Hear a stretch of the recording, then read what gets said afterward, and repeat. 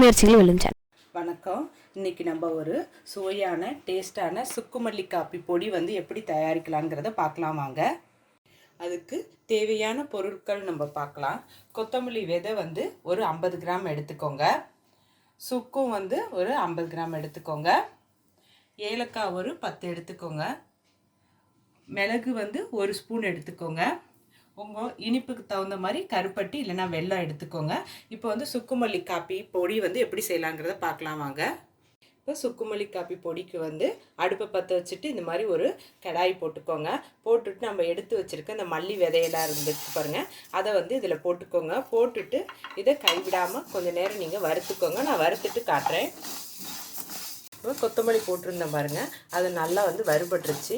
நல்லா வறுபட்டுருச்சுன்னு நமக்கு தெரியறதுக்கு கொத்தமல்லியோட வாசனை வந்து நல்லா வரும். அப்போ வந்து நம்ம இதை எடுத்து இந்த மாதிரி ஒரு தட்டில் வந்து கொட்டிக்கோங்க. நல்லா ஆறட்டும். அடுத்தது இதே கடாயில் வந்து நம்ம எடுத்துருக்க சுக்கை வந்து இதில் போட்டுக்கோங்க.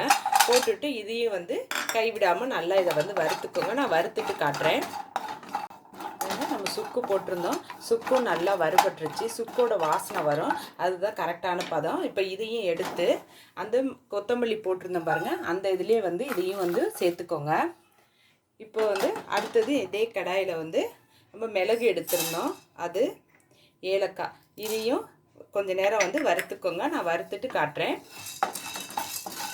நம்ம மிளகும் ஏலக்காயும் போட்டிருந்தோம், அது நல்லா வறுபட்டுருச்சு. இப்போ இதையும் வந்து அந்த தட்டிலே வந்து சேர்த்துக்குவோம். சேர்த்துட்டு இது எல்லாத்தையும் நல்லா ஆற வச்சுட்டு மிக்சி ஜாரில் அரைக்கணும். நான் அதை அடுத்தது காட்டுறேன். வந்து நம்ம கொத்தமல்லி சுக்கு எல்லாம் போட்டு வறுத்து வச்ச பாருங்க ஒரு தட்டில், அது நல்லா ஆறிடுச்சு. ஆறினதுக்கப்புறம் மிக்சி ஜாரில் வந்து தண்ணி இல்லாமல் நல்லா தொடச்சிக்கோங்க. தொடச்சிட்டு இதை வந்து நைஸாக வந்து அரைச்சிக்கோங்க. நான் அரைச்சிட்டு உங்களுக்கு காட்டுறேன். மிக்சி ஜாரில் போட்டிருந்தேன் பாருங்கள், அது எல்லாமே நான் வந்து இந்த அளவுக்கு நைஸாக வந்து அரைச்சிக்கோங்க. இப்போ நம்ம அரைச்ச சுக்குமல்லி காப்பி பொடி இருக்குது பாருங்கள், இதிலேருந்து நான் வந்து இந்த காப்பி எப்படி போடுறதுன்னு நான் சொல்லித்தரேன் பாருங்கள். இதில் வந்து நம்ம வந்து 200 ml வந்து தண்ணி ஊற்றி இந்த மாதிரி நல்லா வந்து கொதிக்கணும். கொதித்ததுக்கப்புறம் என்ன பண்ணுங்கள், இந்த ஸ்பூனால் வந்து ஒரு ஒரு ஒரு ஸ்பூன் மட்டும் எடுத்து இதில் போட்டுக்கோங்க. போட்டுட்டு நமக்கு எவ்வளோ தேவையோ அந்த அளவுக்கு வந்து கருப்பட்டி வந்து போட்டுக்கோங்க. கருப்பட்டி இல்லைனா கூட நீங்கள் வந்து வெல்லம் கூட போட்டுக்கோங்க. இது நல்லா கொதிக்கட்டும். கொதித்ததுக்கப்புறம் நான் காட்டுறேன்.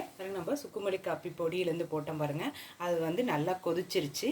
இப்போ இதை வந்து இது மாதிரி ஒரு ஃபில்ட்ரு எடுத்து இதை வந்து வடிகட்டிக்கோங்க. வடிகட்டிக்கிட்டால் இந்த மேலே இருக்க அந்த தூசி எல்லாம் வந்து நமக்கு வந்து நின்றுக்கும். ஒரு சுவையான டேஸ்டான சுக்குமல்லி பொடி வந்து நமக்கு வந்து ரெடி ஆகிடுச்சு. இந்த வீடியோவை பாருங்கள். இந்த வீடியோ உங்களுக்கு பிடிச்சிருந்துச்சுன்னா லைக் பண்ணுங்கள், ஷேர் பண்ணுங்கள். உங்கள் முயற்சிகள் வெல்லும் சேனலுக்கு சப்ஸ்கிரைப் பண்ணுங்கள். நன்றி.